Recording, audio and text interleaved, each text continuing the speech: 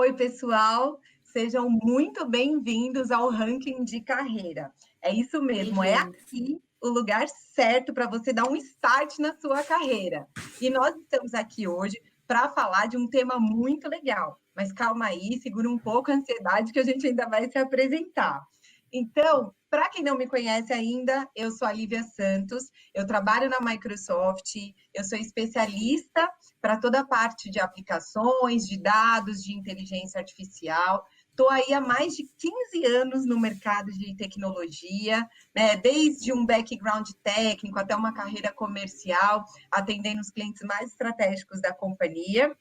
E também como palestrante em grandes eventos. Então, se você é antigo de tecnologia, vai lembrar do TechEd, né? Um dos maiores eventos técnicos da Microsoft, dos eventos dos parceiros, como Gartner, né? Do SharePoint 360 e vários outros eventos. Então, com certeza, você vai se lembrar de mim dessa época. Então, sejam muito bem-vindos. A gente vai falar de um tema muito legal, que é o tema de Machine Learning. E para falar disso aí, eu vou chamar a minha parceira, a Samantha, também para se apresentar. Olá, pessoal, sejam todos bem-vindos. É um prazer estar aqui com vocês hoje. Para quem não me conhece, eu trabalho na área de TI também, atualmente na Microsoft, mas eu já tenho aí 18 anos também de carreira, desde a área de desenvolvimento, C++, Java, e aí fui navegando na minha carreira em relação à questão de gestão de projetos, governança e também Service Delivery Management. Tá? Atualmente eu trabalho como TAM na Microsoft e a gente tem vários projetos, inclusive um deles é em relação ao Machine Learning, e aí vocês vão conhecer um pouquinho aqui com a gente hoje. Legal, super obrigada, Samantha. Então, pessoal, para vocês saberem aí como é que vai ser a nossa agenda, né? Primeiro, você está numa sessão de Machine Learning. Aqui é o lugar certo para quem está super interessado nesse tema, quem quer aprender mais sobre o que é a ciência de dados, como é que é ser um cientista de dados, né? Enfim, então nessa sessão a nossa agenda vai começar falando de ciência de dados. Nós vamos mostrar para vocês o que realmente é a ciência de dados, né? Quais são os principais modelos estatísticos que a gente usa para trabalhar a ciência de dados. A gente vai trazer alguns exemplos práticos para vocês, né, do que é a aplicabilidade desses modelos de machine learning, então alguns exemplos de uso. Nós vamos fazer também uma demonstração mostrando uma das grandes novidades da plataforma da Microsoft em nuvem, que é o nosso Azure. Então vocês vão ver hoje na prática como é que usa o Azure Notebook. A gente vai fazer essa degustação aqui para vocês, porque esse é um dos grandes serviços que a gente tem na nuvem do Azure. Está em preview, então vocês vão ver aqui em primeira mão como é que usa, né, o caminho inicial para começar a brincar com o serviço. E, é claro, depois nós vamos compartilhar aí diversos links de apoio, materiais de referência, para que vocês também possam fazer os exercícios em casa e se aprofundar no assunto. Tá legal? Então, vamos lá. Agora, vocês vão se surpreender. Mas é isso mesmo. Existem 5, tá? Não é uma, não é duas, não é 3. São 5 perguntas que a ciência de dados pode responder. E para ajudar essas 5 perguntas, vocês vão ver que a gente conta com o apoio de diversos tipos de modelos estatísticos. E eu vou falar os principais para vocês. Então, pessoal, lembre-se sempre que a ciência de dados, ela é totalmente baseada em dados, é estatística. Então, para você trabalhar, né, com diversos modelos para fazer previsões de negócios, é tudo orientado a dados. Então, não é mágica, é tecnologia. A gente tem que saber usar isso de forma inteligente. Então, vamos lá. Agora que você sabe que existem 5 perguntas que a ciência de dados pode ajudar a responder, vamos entender um pouquinho mais sobre essas perguntas. A primeira pergunta que está aí na telinha é: isso é A ou B? E aí você deve estar pensando, tá legal, mas o que isso significa? Isso significa que existe uma família de modelos estatísticos chamado de classificação. E para que serve esse tipo de modelo estatístico? Como o próprio nome indica, são modelos para você classificar determinados tipos de respostas, ou eventos, ou previsões que você queira fazer. Então, esses modelos, eles servem, por exemplo, vamos pegar um exemplo prático.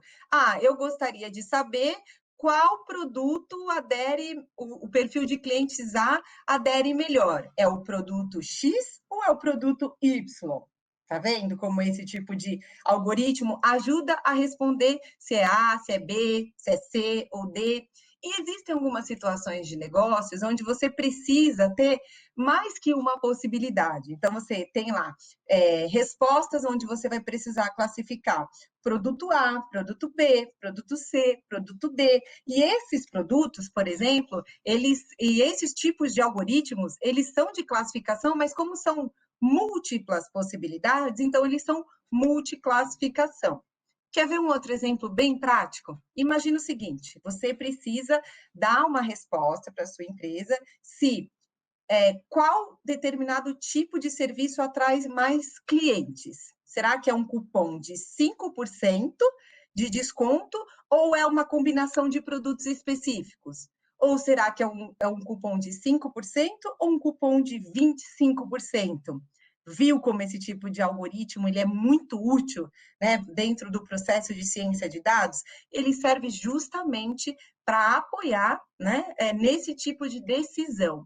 E é muito importante vocês entenderem a aplicabilidade de cada um dessas famílias de modelos. Então, para fechar, o primeiro é uma família de modelos de classificação. Legal. A segunda pergunta que a ciência de dados pode responder é o que está aí na telinha de vocês. Isso é estranho? Se vocês olharem com calma, essa figurinha aqui, que está no meio da tela, vocês vão perceber que vocês têm 1, 2, 3 cachorros e um gato nessa imagem, né? E um gato assim, ó, totalmente de uma cor diferente. Então, isso é estranho? Vou dar um exemplo prático. Se você tem hoje um cartão de crédito, com certeza você já se beneficiou desse tipo de modelo. Por quê? Porque esse modelo, ele detecta anomalias. Ele é muito conhecido dentro da ciência de dados como Anomaly Detection. É uma família de algoritmos que serve para identificar desvios de um padrão, desvios de um comportamento, desvios de um conjunto de eventos. Ou seja, imagina o seguinte, nesse exemplo do banco que eu dei, né, do cartão de crédito, você tem um comportamento de como você usa o seu cartão de crédito, né? Existem produtos, serviços e valores de transações que você faz no seu cartão de crédito, né? E de repente aparece lá uma transação com valor super alto ou de algum tipo de serviço que você não está acostumado a usar e te chama a atenção. Por quê? Porque ela é fora do padrão, ela é totalmente à parte. É isso que faz uma red flag, né, uma bandeirinha vermelha, para, por exemplo, nesse caso do banco, mostrar que tem alguma coisa ali errada. Tá legal? A terceira pergunta que vocês estão vendo aí é quanto custa ou quantas? Pessoal, esse tipo de resposta, ele é endereçado especificamente por número. Sempre a resposta vai trazer um número. E esse tipo de família, né, de algoritmos, ele é conhecido como regressão. Quer ver um exemplo prático? Olha aí na tela. Hoje a temperatura, aqui está um pouquinho quente, né? Vamos dizer, está 27 graus. Amanhã, qual será a temperatura? Veja, é uma resposta que o modelo tem que trazer em formato numérico. Então, por isso, ele é uma família de algoritmos de regressão. Então, guarda aí. Toda vez que vocês ouvirem falar em algoritmos de regressão, lembre-se, são respostas numéricas que esses modelos vão trazer. Legal? O próximo, a próxima pergunta, a quarta pergunta que a ciência de dados pode responder, ele é um pouco diferente de tudo que a gente falou até agora. Como isso está organizado? Por que essa pergunta é tão relevante e tão usada na ciência de dados? Porque ela não tem uma única resposta certa. Então, se vocês olharem bem aqui para essa imagem, vocês vão ver que você tem três figuras, né, onde conjuntos específicos de cores estão agrupados. Para que serve isso? Esse exemplo, né, ele é da família dos algoritmos de clustering. Ele serve para fazer o quê? Ele serve para ajudar as empresas a entender a estrutura dos seus dados, como é que seus dados estão organizados. Então, por exemplo, você quer saber, né, quais são os tipos de clientes específicos, né? Cliente A, cliente B ou cliente C. Mas para você identificar os perfis desses clientes, existem características, né, para fazer essa validação do perfil. Então, esse tipo de modelo ajuda você a agrupar, por exemplo, todos os clientes com as mesmas categorias ou as mesmas semelhanças ou características pertencem ao grupo A. Todos os clientes com as mesmas categorias ou semelhanças é, pertencem ao grupo B. E a mesma coisa ao grupo C e assim por diante. Então, ele serve para estruturar as respostas, né? Para estruturar os dados, agrupar, né, os dados para que ele fique realmente mais fácil de ser interpretado. Essa que é a grande sacada. Então, muitas vezes as empresas não estão em busca de uma única resposta ou de uma resposta certa, mas simplesmente da forma como se os dados estão estruturados, quais são as semelhanças entre eles, para que elas possam ter sacadas de negócios, né? De repente, entendendo um conjunto de grupos diferentes de perfis de clientes, pode-se criar promoções diferentes, ofertas de serviços diferentes, uma combinação de produtos mais inteligente, e assim por diante. Por último, mas não menos importante, vocês estão vendo aí na telinha, né? Que é a seguinte pergunta: que eu devo fazer agora? E acreditem, pessoal, isso é muito importante. Por quê? O conjunto de algoritmos que permite trazer esse tipo de resposta, ele é conhecido como Reinforcement Algorithms. E o que ele faz? Primeiro que ele é totalmente baseado, e agora vocês vão achar muito engraçado, mas é verdade. Ele é totalmente baseado no cérebro, né, no funcionamento do cérebro dos ratinhos e no funcionamento do cérebro dos humanos. Então, foram feitos diversos tipos de estudos, né, de como funciona o comportamento, né, dos ratinhos e dos humanos, como seus respectivos cérebros respondem, por exemplo, quando existe algum tipo de recompensa ou até mesmo quando existe algum tipo de punição. Como é que é respondido, né? Como é que o cérebro aprende a lidar com esse tipo de coisa? Então, para responder esse tipo de pergunta, e agora? Para que lado que minha empresa vai? O que eu devo fazer? Qual decisão tenho que tomar? Esse conjunto de algoritmos, ele foi desenvolvido para aprender com as saídas. É claro, vocês vão ver daqui a pouco, eu vou explicar que para todos os algoritmos a gente precisa ter um volume de dados considerável para trabalhar. Mas aqui a gente fala especificamente de um conjunto de dados históricos, né? Onde as saídas corretas de determinadas situações estejam presentes nesse conjunto de dados. Para quê? Para que o modelo possa aprender, né? Qual decisão precisa tomar. Quer ver um exemplo prático disso, para ficar mais fácil de entender? Esse tipo de modelo, ele é aplicado muito comumente, por exemplo, em sistemas de automação. Então, imagina o seguinte, né? Você está aí numa sala e que a temperatura desse ambiente chegou a X. O sistema de detecção de temperatura, ele tem que tomar uma decisão, sem intervenção humana nenhuma, se aquela temperatura deve subir ou se aquela temperatura deve descer. Ou ainda, se tem que deixar aquela temperatura onde ela está. Então, veja, é para esse tipo de coisa que servem algoritmos que decidem qual a melhor ação a se tomar baseado no que ele tem aprendido em suas saídas. Outro exemplo bem facinho para vocês entenderem. Imagina o seguinte, pensando aí numa visão muito futurista dos carros que vão ter sua direção automática, sem intervenção humana. Então o carro está andando a X velocidade, X quilômetros por hora, vamos supor aqui que seja 60 quilômetros por hora. E o farol ficou amarelo. O carro precisa tomar uma decisão. Ele freia ou acelera? Tá vendo? É para esse tipo de resposta que esses modelos servem de apoio. Então, pessoal, agora que vocês já sabem que a ciência de dados pode responder 5 tipos de perguntas específicas, baseando no seu conjunto de modelos, né, de famílias estatísticas. Então, a gente viu modelos de cluster, modelos de classificação, modelos de regressão e assim por diante. É muito importante, como segundo passo da sua jornada de dados, né, para se formar em um cientista de dados, ou mesmo para trabalhar com os dados, que você entenda se esses dados estão prontos para o trabalho de ciência. É isso mesmo. Não basta apenas entender do negócio ou saber que tipo de resposta que o seu modelo vai trazer, ou até mesmo qual modelo escolher. Isso é parte do trabalho. Você precisa também, e isso é crucial, né, para a exploração dos dados, você saber se os seus dados estão prontos. Mas calma, não desespera. Existem alguns mecanismos para você poder fazer essa validação, e agora eu vou te explicar alguns deles.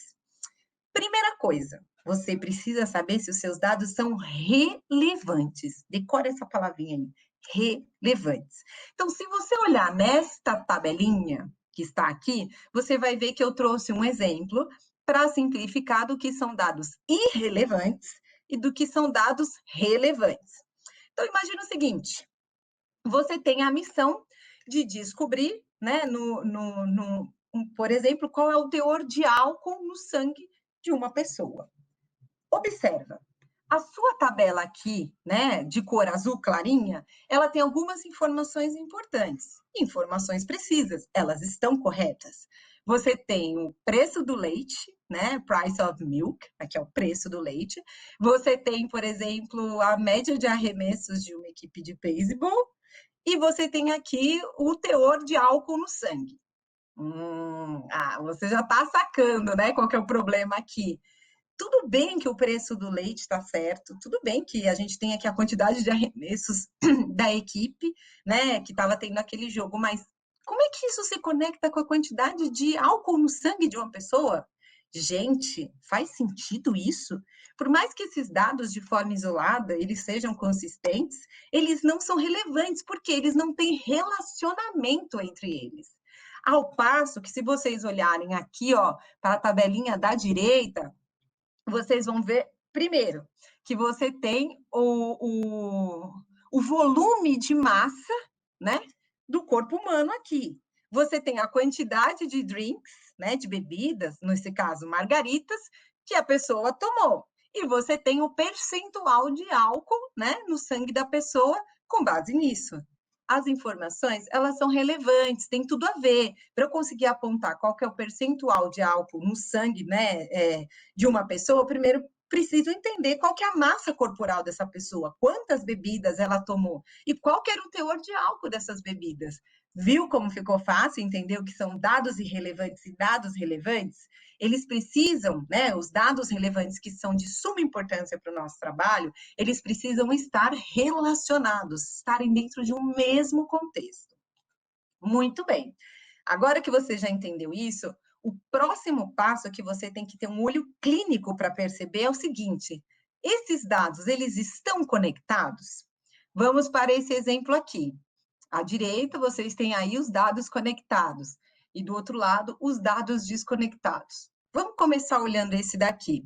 Você tem, por exemplo, aqui a temperatura de uma churrasqueira, o peso da carne e a pontuação daquele hambúrguer de uma revista famosa.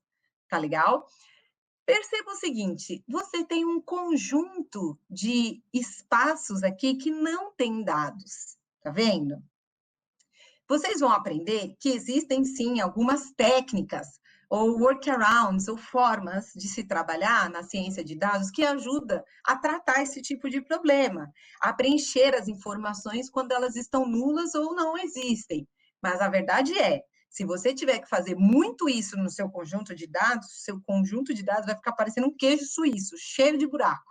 Consequentemente, o seu modelo, ele não vai ser muito assertivo, não vai ser muito performático. Então, é importante que haja conectividade entre os seus dados. Olha para a tabela da direita. Você também tem a temperatura da churrasqueira, você também tem o peso da carne, você também tem a pontuação da revista para você saber se aquele hambúrguer é o melhor ou não. Mas você veja, todos os dados eles estão devidamente preenchidos nesse exemplo. Isso é muito importante. Legal. Outro aspecto importante para olhar ainda se os seus dados estão prontos é o seguinte: esses dados, eles são precisos. Imagina o seguinte, para você entender bem isso, que você é um grande atirador de flechas agora. Se você olhar neste exemplo, né, você veja que os pontos de dados, eles estão ao redor do alvo, que é a letra X aqui no centro do círculo. Isso significa que os seus dados, eles têm mais acuracidade. Se vocês olharem para o exemplo de baixo, para o alvo de baixo, vocês também vão ver que os dados, eles estão mais dispersos, eles estão um pouco mais longe um dos outros, porém, eles continuam ao redor do alvo, que é a letra X. Aqui, embora eles não sejam tão precisos, eles ainda têm muita acuracidade. Se vocês olharem para o outro lado da tabela, vocês vão ver que aqui está o alvo, mas apesar dos seus dados estarem, né, amontoados entre si, eles estão muito longe do target, do alvo, né, que é a letra X que deveria estar aqui no centro. Portanto, esses dados, eles não têm acuracidade. E a mesma coisa no exemplo de baixo. Você até tem algum outro dado aqui próximo do centro, mas a maioria está totalmente fora do círculo e do alvo, que é o X no centro, não fora, tá legal? Por fim, né, para você saber se você tem dados suficientes, porque olha só, até agora nós já vimos que são dados relevantes, qual a importância desses dados estarem conectados, e a gente acabou de ver um exemplo aqui, como é que eu sei se esses dados são precisos ou não, mediante ao target, que é o que o meu modelo precisa responder. Tá, legal. Outro aspecto super importante é vocês entenderem se vocês têm dado suficiente para a ciência. Isso mesmo. Por quê? Pensa o seguinte, você precisa ter um conjunto de dados suficiente para treinar o seu modelo e para testar o seu modelo. Isso é super importante. Nesse exemplo que vocês estão vendo aqui, sobre ter dados suficientes para trabalhar, vocês estão vendo uma imagem. É mais ou menos assim, pessoal. Aqui você tem razoavelmente uma quantidade de dados. Veja como você olha a imagem. Você sabe que é até algum lugar bonito, você sabe que pode ter até aqui alguns hotéis, mas você não consegue ver com nitidez. Não está claro, não dá para enxergar direito. Ao passo que, se você olha para a imagem da direita, a imagem é nítida, é bonita. E confesso que, se eu até tivesse que decidir onde seriam as minhas próximas férias, eu poderia escolher um desses hotéis e, quem sabe, até escolher o andar, né? Baseado aqui em como essa imagem está nítida, ela está clara para mim. É isso mesmo. Ter dados suficiente permite você treinar o seu modelo com qualidade e você testar o seu modelo com qualidade, trazendo você o mais próximo da realidade possível, ou seja, trazer mais nitidez ao seu modelo. Então, isso é super importante. Agora, sim, para trabalhar com ciência de dados, você precisa também usar os modelos em respostas que sejam possíveis, né? Aí eu trouxe um exemplo super legal aqui para vocês verem. Imagina o seguinte, imagina que você está lá no filme do Aladim, de repente você tem uma lâmpada mágica que você esfrega e sai, plim, sai um gênio. Você tem a possibilidade de fazer uma pergunta para esse gênio. E é claro, você não é bobo nem nada. O que você vai perguntar? O que vai acontecer com as minhas ações no próximo trimestre, por exemplo? E o gênio pode se esquivar dessa pergunta. Ele simplesmente pode falar o seguinte: o preço da sua ação vai mudar, mas você não sabe se é para mais ou se é para menos, se isso é bom, se isso é ruim. Então, pessoal, reformular as perguntas que os modelos precisam responder significa fazer perguntas inteligentes. Eu vou dar um exemplo aqui. Essa técnica é chamada de target date, dentro do processo de ciência de dados. Então, você tem dados específicos, né, de destino, de resposta para suas perguntas. Então, ao invés de perguntar para o gênio o que vai acontecer com a sua ação no próximo trimestre, você poderia reformular a sua pergunta e falar assim: quanto vai custar a minha ação no próximo trimestre? Aí o gênio tinha que ser gênio mesmo para acertar isso, né? E te dar o preço exato da sua ação no próximo trimestre. Percebeu como é importante saber fazer as perguntas inteligentes? Para fechar, eu trouxe mais um exemplo aqui.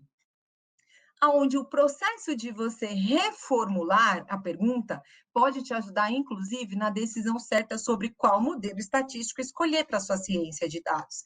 Então, imagina o seguinte, a gente viu esse exemplo aqui, eu trouxe dois tipos de modelos que a gente já conversou, o de classificação, isso é A ou é B? Os clientes gostam mais do produto X ou do produto Y, né?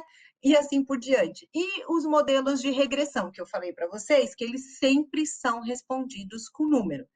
Você pode ter, por exemplo, que avaliar um conjunto de possibilidades, mas você pode, por exemplo, ter que pontuar essas possibilidades. Então, imagina, agora, se você repensar na pergunta que a gente fez no modelo de classificação, se determinados tipos de cliente gostam do produto A ou B, você tivesse que perguntar assim: qual que é a pontuação dos produtos para um determinado conjunto de clientes? Você tem produto A, produto B, produto C, produto D. O A tem pontuação 10, 9, 8, 7. Para isso, você usaria com certeza um modelo de regressão, porque ele vai fazer uma análise, né? Trazendo a resposta com base em números. Viu como é importante saber reformular a sua pergunta? Isso é muito legal.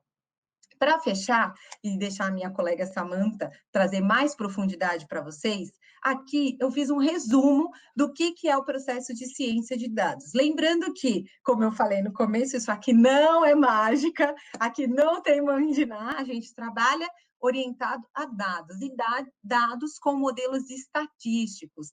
Porém, a ciência de dados, ela requer muito poder de computação e muita automação. É aí que a nuvem da Microsoft entra e faz uma grande diferença na vida das empresas que precisam explorar os seus dados. Porque saber quais são os modelos, né, os conceitos estatísticos e aplicar um poder computacional para fazer todo esse tipo de processamento, porque, gente, no dia a dia são milhares e milhares, milhões, bilhões, trilhões de dados a serem processados nesses modelos.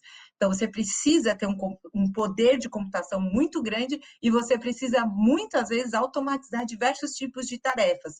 Por isso que a ciência de dados ela é uma combinação de métodos estatísticos, modelos estatísticos, poder de computação e automação. E para resumir aqui quais são as etapas principais desse trabalho, você precisa ter as noções básicas sobre o negócio em que você vai aplicar a ciência de dados, para saber quais são as perguntas, né, e quais tipos de respostas que sejam interessantes para aquela empresa, para aquela organização. Você precisa fazer o trabalho de coletar e analisar os dados. A gente viu aqui algumas formas de analisar se esses dados eles são suficientes, são coerentes, estão prontos para o processo de ciência. Selecionar e limpar esses dados, manipular e extrair, porque você vai trazer dados de diversos tipos de origens, e aí sim avaliar o modelo, sua performance, né, suas conclusões e aplicar na prática as respostas desses modelos para as organizações, para as empresas, para que elas possam usufruir e aí definir melhor as suas estratégias totalmente orientada a dados. Tá legal? Então, essas são as principais etapas. Agora eu vou chamar a minha parceira, Samantha, para que vocês possam ganhar mais profundidade nesses aspectos. E aí, Samantha? Obrigada, Lívia. Vamos continuar aqui então, pessoal. Vocês vão ver que a ideia é justamente trazer todo esse conceito, né, que a Lívia comentou em relação à importância dos dados, a importância da gente conseguir classificar e conseguir ter, sim, uma integridade dos dados para que a gente consiga efetivamente ter um modelo joia e com resultados assertivos, tá? Eu vou falar um pouco agora, né? Vamos desmistificar então um pouco essa questão do machine learning, né? Do aprendizado de máquina. Mas, enfim, onde é que isso está muito longe da nossa realidade, né? Eu nunca trabalhei num projeto de machine learning, eu ouvi falar, eu li um artigo, mas está longe, né? Está muito longe da minha realidade. Vocês vão ver que não. E aí é isso que eu quero trazer aqui para vocês, para que a gente possa, de novo, desmistificar e fazer com que isso entre naturalmente na rotina de vocês, quem tiver interesse, claro, tá? Então, vamos ver aqui um exemplo prático. No aeroporto de Miami, eles já usam reconhecimento facial. E isso está alinhado a um algoritmo, a gente vai ver aqui na sequência, tá?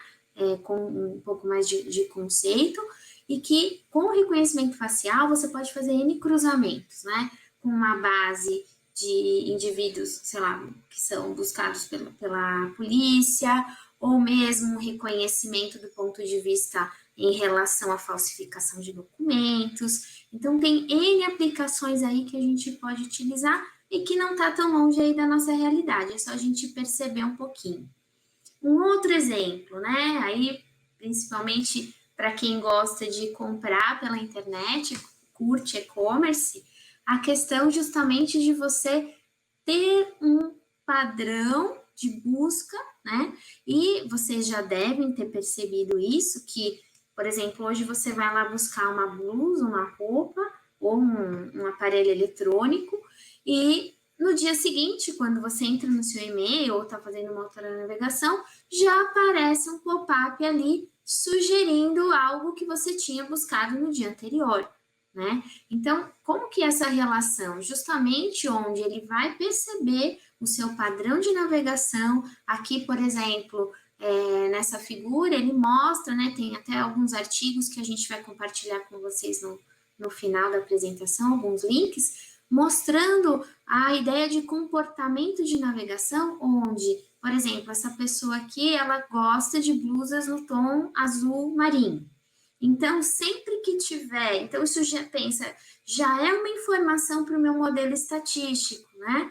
E quando for realizada a navegação numa próxima vez, a ideia é que ele use essa informação justamente como um padrão, como um parâmetro para que seja mais assertivo e que, para que, por exemplo, as lojas possam oferecer os produtos já alinhados ao gosto do seu cliente.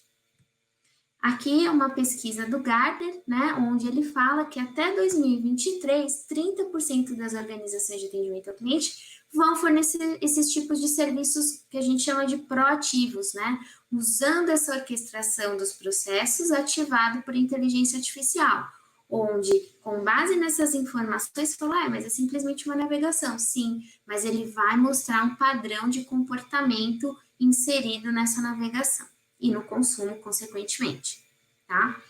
Um outro exemplo aí, né, mais relacionado à nossa realidade atual, lá na Malásia, eles fizeram um algoritmo para que fosse identificada a análise de sentimento, né, dos pacientes, principalmente para que pudessem ter um apoio psicológico, todo o apoio para a questão da recuperação, tá? Então, vejam que o machine learning, esses modelos, eles têm sido utilizados cada vez mais no nosso dia a dia.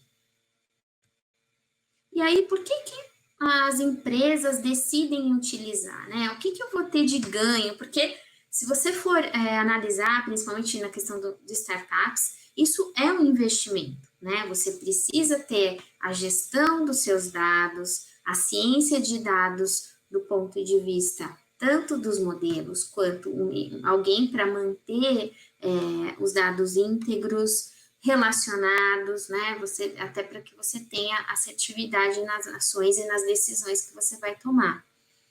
Mas principalmente por conta do investimento acaba sendo compensado do ponto de vista da decisão, né? Principalmente de uma decisão bem definida, onde você vai ter resultados futuros.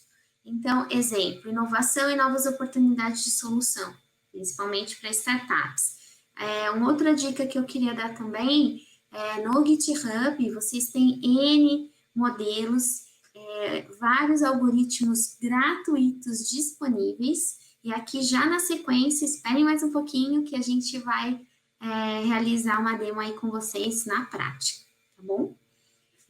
O mapeamento de riscos e fraudes, principalmente as instituições financeiras, têm usado muito esse tipo de serviço, justamente para prevenir, né, a questão das seguradoras também, elas usam bastante.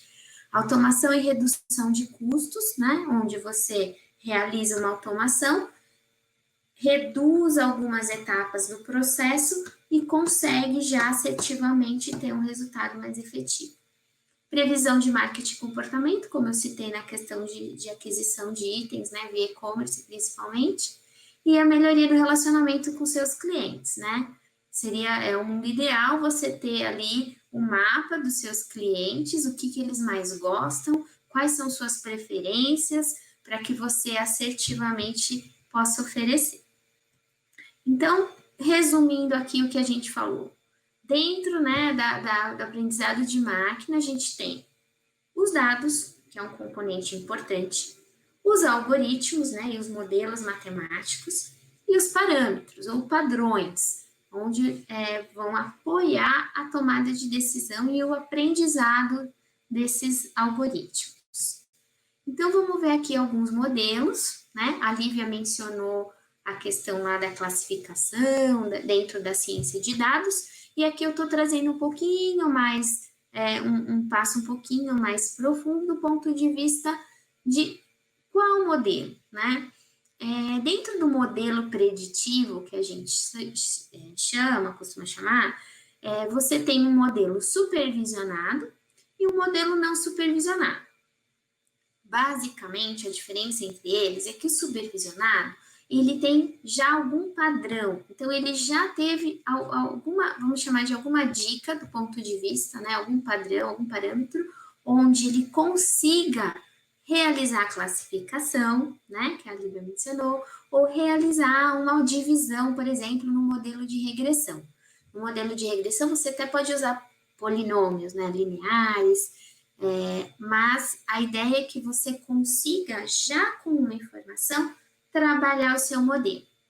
Diferente do modelo não supervisionado, onde você tem aquele monte ali de dados, todos misturados ou não relacionados, e aí, com base em algum padrão, os algoritmos vão percorrendo e vão começar a fazer algum tipo de agrupamento, né, ou o que a gente chama de clusterização, ou uma generalização, basicamente porque a maioria estava com essa característica aqui, você generaliza e segue esse modelo.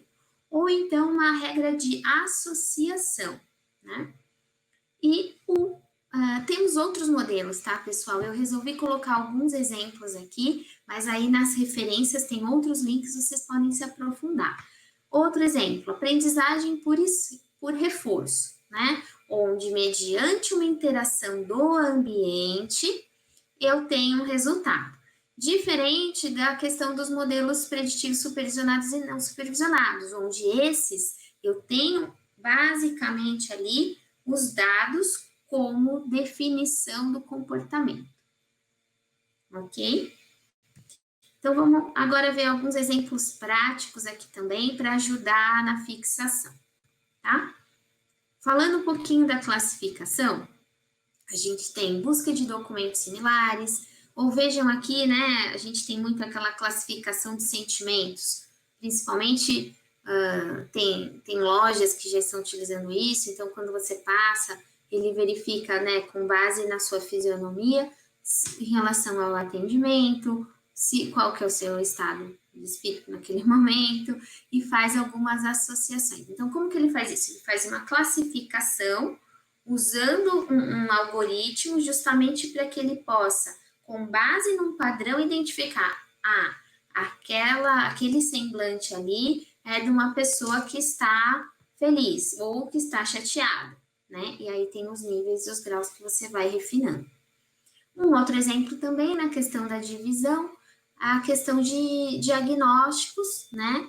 Ou mesmo o volume de vendas, onde você pode ter aí uma ajuda, uma previsibilidade do ponto de vista que se você investir mais naquele produto, o retorno financeiro em determinado tempo será maior. Com o modelo de regressão, você consegue esse tipo de análise. Então, sempre é importante lembrar que não existe um modelo ideal. Vai depender muito de qual é a sua necessidade, de como os seus dados estão compostos, né? E aí, com base nisso, qual é o modelo que você vai utilizar. Tá bem? E lembrando que dentro do modelo supervisionado, você tem sempre um guia, um apoio. Então, vamos pegar esse outro exemplo aqui, é até de um artigo que está disponível no blog da Microsoft, vocês podem utilizar também, tá? Vou passar o link. Então, vejam, aqui é um modelo de preditivo, onde ele vai definir, né, se é um lobo ou se é um husky, né? Lembrando que o husky, né, dentro lá da cadeia, ele também pode ser caracterizado como um lobo, porém com características específicas. Então, veja que dentro do modelo preditivo, nesse caso, no teste que foi feito, a maioria foi assertivo. Então, realmente, ele reconheceu quando era um husky ou quando era um lobo, né? Tivemos duas situações aqui que o preditivo trouxe como husky e era lobo, e vice-versa aqui, quando ele era um husky e trouxe como, tá? Mas aí, por isso que eu mencionei a importância de você trabalhar os seus dados, realmente ter uma base íntegra e, além disso, usar um modelo que seja mais assertivo para a sua necessidade. Um outro exemplo também de modelo em relação a preditivo, por exemplo, no caso de alguma necessidade de alguma anomalia, alguma doença que esteja sendo pesquisada, e aí você tem alguns sintomas ali listados. Dentro desses sintomas, você consegue verificar a recorrência de 3 aqui, ou 2, o que seja. E aí sim, você vai ter uma decisão do ponto de vista humano, né? Então, aquilo lá, os modelos vão substituir, dependendo do modelo, né, ou da necessidade, sim, mas tem determinadas questões, até mais sensíveis, que existe a necessidade ainda de uma validação humana, né? Por exemplo, no caso de um juiz que vai fazer uma análise de um processo, você pode automatizar aquelas questões de definição de tipo de processo, civil, criminal, ou mesmo nessa questão do ponto de vista médico, né, de saúde, mas há necessidade, sim, de aí de uma tomada de decisão.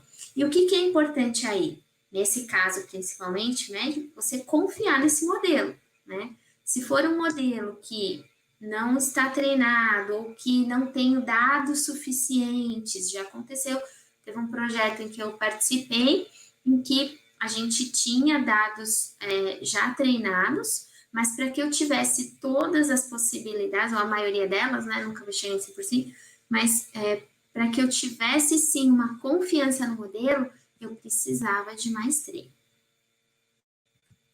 Vamos falar agora um pouquinho dos não supervisionados, ou seja, eu tenho aquele monte de dados misturados, e aí como que a gente faz para definir?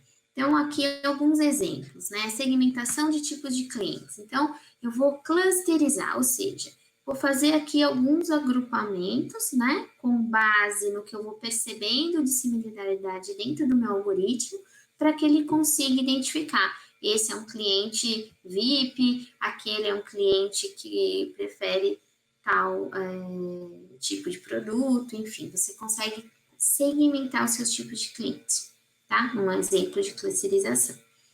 Outro exemplo que é bem utilizado, como eu falei, gerenciamento de riscos, e aí você vai do ponto de generalização, né? Ou com ranges, então se eu invisto sempre R$10 por mês, R$50 por mês, então eu tenho um perfil tal, né, do ponto de vista conservador, vamos dizer. E um outro exemplo também que é bem interessante é aquele que eu falei lá no início do perfil de navegação, né? É associativo. Então ele vai ver, quem geralmente gosta ou compra, eu fiz uma navegação olhando carne e pão, então é porque eu gosto de hambúrguer, o meu padrão é sempre comprar um hambúrguer, né? Então ele vai associar, como ele não tem nenhuma referência, dentro do algoritmo ele vai começar, do modelo matemático, ele vai começar a analisar ali qual é o tipo de associação que faz mais sentido e ele vai criar ali uma regra, tá? Falando do modelo de aprendizagem por reforço, é bem interessante, né? Então, como eu falei, a gente tem um estímulo do ambiente, né? Não basicamente só os dados. Então, principalmente, por exemplo, esse aspirador de pó, que é robô. Então, imagina, cada casa onde ele vai percorrer é diferente. né? Então, ele precisa, sim, de um estímulo do ambiente para que ele comece a aprender exatamente qual é a rota que ele tem que fazer, até para gastar menos energia, para que ele possa voltar lá para a base e ser recarregado. E também tem vários jogos, né, que também necessitam desse estímulo. Então, tem ali o padrão, mas a gente não sabe o que vai ser feito naquele momento, né? Se o boneco vai pular, vai girar, vai correr, vai se esconder. Então, com base nessa interação, é que o modelo vai aprender. Tem alguns outros tipos de modelo, eu tentei deixar aqui alguns exemplos mais próximos da nossa realidade. Temos modelos neurais, árvores de decisão, mas aí quem quiser se aprofundar também, dá uma olhadinha nos links.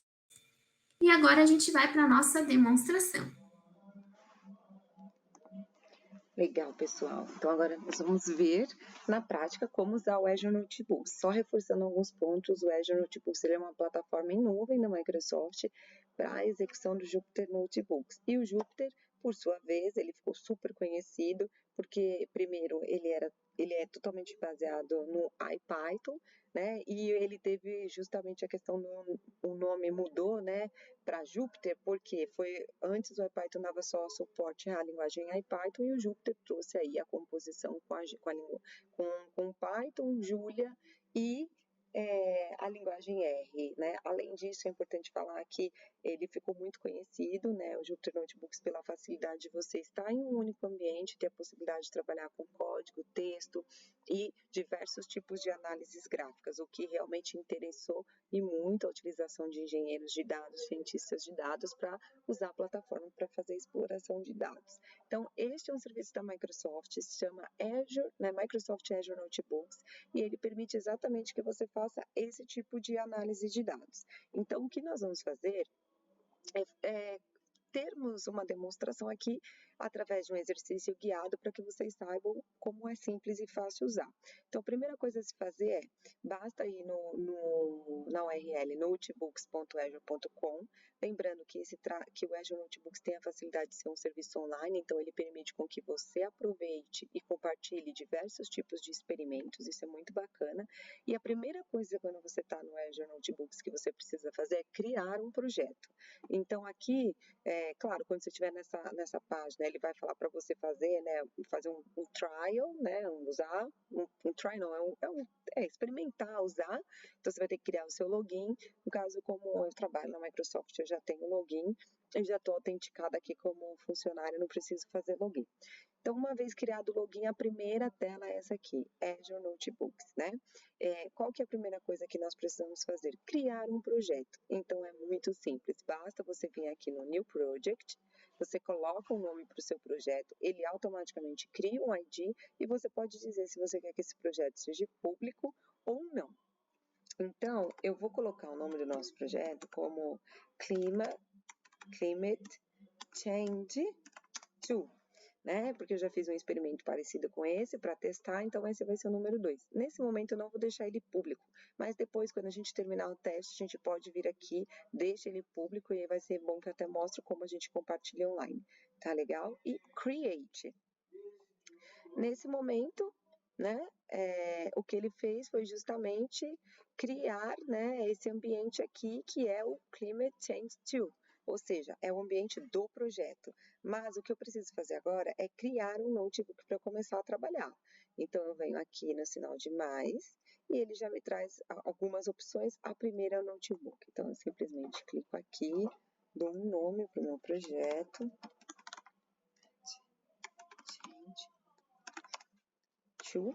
E aqui ele traz a possibilidade de escolher qual é o kernel que eu quero usar. Qual que é a grande vantagem disso? É que o Azure Notebooks permite você trabalhar com diversos tipos de linguagens. No nosso caso, nós vamos usar a Python 3.6, tá legal? E a gente clica em New. Então, tá aqui o nosso notebook. Climate Change 2, né? Ele já criou pra gente. Basta a gente acessar e voilà! Estamos no ambiente do Azure Notebooks, tá legal? Muito bem. Então, agora que nós estamos aqui, nós vamos fazer um experimento, né? E como vocês viram, a gente usou o kernel do Python 3.6 e nós vamos importar aqui algumas bibliotecas que são muito conhecidas, que é a scikit-learn, a NumPy e a Seaborn. Se você não ouviu, com certeza você vai ouvir falar delas. Então, através desse nosso exercício guiado, deixa eu voltar aqui, ai meu Deus, nós vamos fazer isto. Opa! Então, a primeira coisa que nós vamos fazer é colocar um nome para o nosso, inserir no nosso projeto que nós estamos fazendo, né? Então, nós vamos fazer uma análise de clima. Então, eu vou colocar aqui, o que é legal também, né? Saber que o Azure Notebooks tem aqui na sua célula alguns tipos, né? Você tem código, você tem texto, você tem uma que você importa dados de forma bruta, né? Enfim, tem outras opções aqui. Nós, na nossa demonstração, vamos usar praticamente código e Markdown, que é para texto. Então, a primeira coisa é, eu preciso colocar aqui do que tipo de análise que eu estou falando, né? Então, eu vou colocar, como está me sugerindo aqui, né, o Azure Notebook Climate Change Analysis, que eu vou fazer análise de mudança de clima. Opa! Então, eu venho aqui, Azure Notebook Climate Change. Tá legal? E o próximo passo é importar essas bibliotecas que eu comentei com vocês, a scikit-learn, a NumPy e a Seaborn, tá legal? Então, aqui vocês viram que ele estava como Markdown, a segunda célula já veio para code, mas se tivesse vindo como texto, era só vir aqui como código. É super simples. Então, a gente vai pegar esse código que está aqui, vamos copiar e vamos colar ele aqui na nossa linha de código. E o que ele está fazendo é tão simples quanto importar as bibliotecas que a gente precisa para fazer os nossos experimentos. E aí eu cliquei no Run e that's it. É muito simples.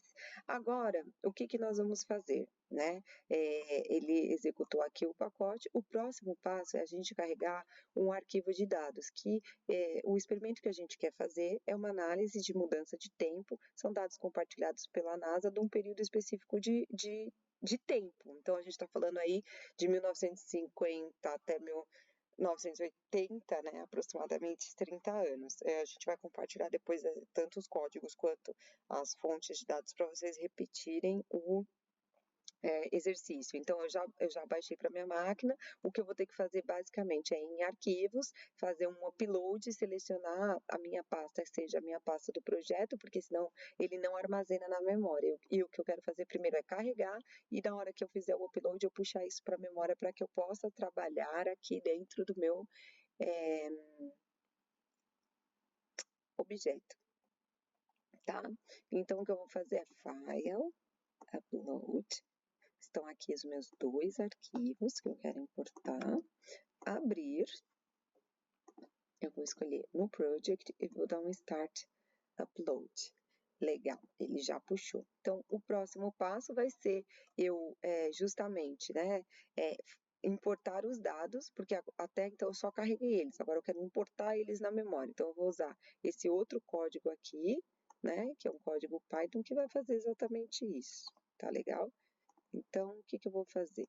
Vou voltar aqui, vou acionar primeiro uma célula de texto para falar, né, para explicar que agora eu estou em import data, estou importando dados.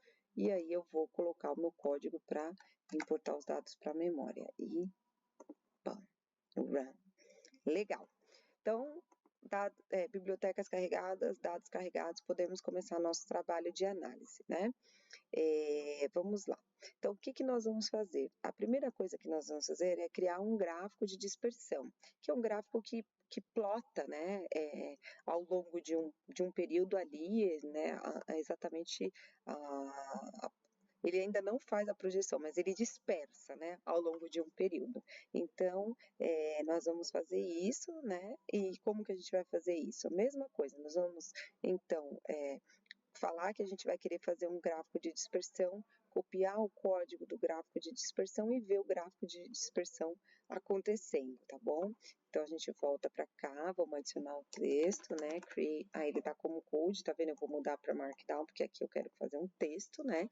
Create a scar plot. É um gráfico de dispersão, tá legal?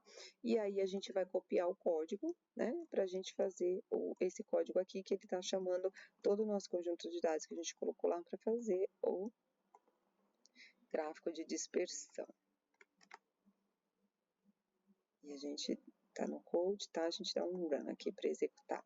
Muito bem, o nosso gráfico de dispersão já foi criado. Então, como vocês podem ver, eu tenho aqui análise, né, ao longo aí dos anos, né, e eu tenho já uma ideia aqui de onde, né, aconteceram, ou eu estou tentando entender aonde é que estão aqui as maiores, vamos dizer assim, tendências de mudança de clima.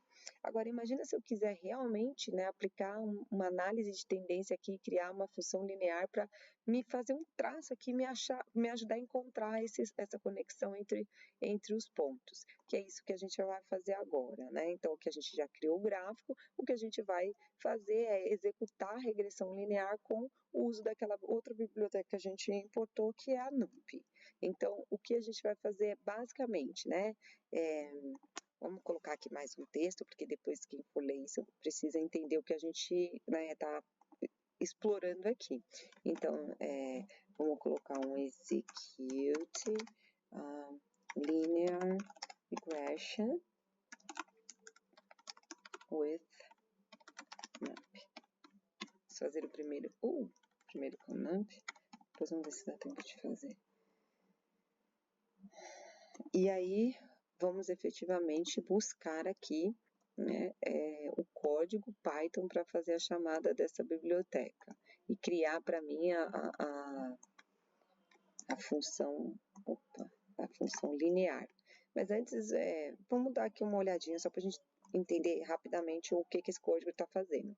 Então, ele cria, né, uma função de regressão linear a partir dos dados imputados, ele tem aqui uma função de cálculo para fazer isso, né? E aí depois ele gera o gráfico de dispersão, mas ele adiciona a linha de regressão. É isso que ele está fazendo aqui embaixo, tá bom? E por fim, ele mostra, né, o resultado da função na tela para gente. Então, vamos executar. Perfeito. Então, aqui ele fez a linha para a gente, onde a gente consegue identificar visualmente de uma forma muito fácil, né, onde a gente tem aí a dispersão, né, das mudanças de clima e faz com que a gente tenha aqui uma ideia de que realmente ao longo dos primeiros, vamos dizer assim, das primeiras décadas, aqui ou não, dos primeiros anos, né, ao longo dos primeiros anos, né, a gente vê aqui, entende o comportamento e depois a gente vê uma grande dispersão ao longo dos últimos anos. Então, conseguimos ter uma análise aqui. Isso daqui foi uma forma de fazer. Agora, como a gente importou 3 bibliotecas diferentes, acho que seria legal a gente, né, fazer o mesmo tipo de gráfico, né, que a gente fez aqui usando o NumPy, mas dessa vez a gente fazer com Scikit-Learn, que é a outra, né? Por quê? Porque aqui no NumPy eu tive que criar uma função, e aí eu estou partindo do princípio que, né, aqui a gente estava com o código claro, pronto, para agilizar, mas eu tive que criar uma função, colocar os parâmetros e tudo mais. Agora, imagina o seguinte, que eu quero fazer isso de uma forma mais rápida, então eu não quero criar a função. Então, nesse outro exemplo, a gente vai fazer a mesma coisa, mas usando o Scikit-Learn. E aqui, vocês vão ver que realmente ele vai mais, o código está mais simplificado, vamos dizer assim. Então, vamos voltar aqui no nosso ambiente, eu vou colocar execute, aqui uma informação de texto, vamos mudar aqui para texto, execute linear regression, e aí a gente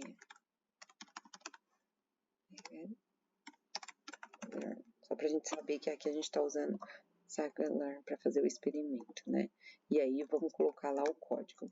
Então, se vocês depois avaliarem com calma, né, a diferença entre este código, né, que a gente fez com o NumPy e este aqui, né, é que praticamente o NumPy ele tem que chamar uma função, onde tem que passar uns parâmetros para conseguir de fato colocar a seta para fazer a tendência, né, fazer a regressão, né? E aqui eu não preciso criar uma função, eu já faço isso de uma forma direta. Então, basicamente, é essa a diferença. E aí, de uma forma muito mais, vamos dizer assim, objetiva, eu tenho o mesmo tipo de análise. Vamos ver se dá tempo de fazer o último, que eu acho que o último é super interessante, que é o com o Seaborn.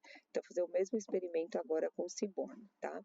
Olha, o Seaborn, ele ainda é mais, como é que eu posso dizer, mais fácil, né? Porque, principalmente para esse tipo de análise de dispersão e de regressão, eu acho que ele vai conseguir mostrar de uma forma muito mais precisa, tá vendo? O que realmente aconteceu, né, com os dados ao longo dos últimos anos.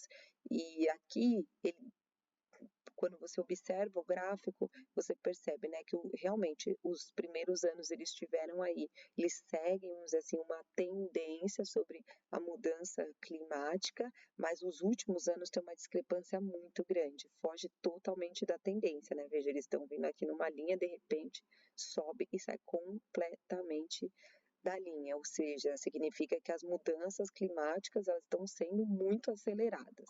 Mas vamos fazer a mesma coisa. Eu vou pegar aqui o código Python, mas usando o Seaborn. E aí vamos colocar também aqui efeito de informação, né? Execute, regress. Meu Deus. Tá certo. Execute linear regression. Dessa vez, VCC. Bom, tá legal? Não é nada de code, isso aqui é né? Isso aqui é texto. E aí o próximo sim a gente vai mandar um código aqui, que é o código, tá vendo como ele é bem mais simples, ele passa, né, os anos aqui, ele fala qual é a diferença que tem que ser plotada no gráfico, dá as dimensões do gráfico e pau, né? Então, realmente é mais simples de usar. E aqui é o que eu estava tentando falar para vocês. Ele plota exatamente, ele traz uma outra forma, né, visual, porque ele tem muito mais detalhes aqui. Então, ele permite você ter uma percepção, vamos dizer assim, mais para esse tipo de análise mais consistente, né? Porque você percebe que aqui sim você tem uma linha de tendência, mas que depois essa tendência ela foge totalmente. Bom, pessoal, para fechar, né, vamos ensinar como é que compartilha isso. Então, você vem aqui em arquivos, você fecha, né, para o seu projeto. Vou dar um sair, tá? Tá aqui, e para eu compartilhar isso depois online é muito fácil. Então, eu posso vir aqui primeiro, né, Project Settings. Eu vou precisar deixar ele público, porque ele não estava público, então vamos deixar ele público primeiro. Então, uma vez que eu tornei o projeto público, eu posso vir aqui e compartilhar. Eu posso compartilhar um link, posso mandar via e-mail, de qualquer forma, né? Aliás, tem algumas formas ali, né? De qualquer forma não, tem as formas certas, mas o que eu estou querendo dizer é muito simples. Então, aqui, por exemplo, estou abrindo minha conta do Outlook, porque eu quero compartilhar isso com... Eu preciso fazer isso também, né? Senão vou abrir um e-mail aqui, mas se você tiver uma conta, você cria, senão você pode tão simples quanto dar um share, dar um copy link, por exemplo, para ir mais rápido. Novo e-mail e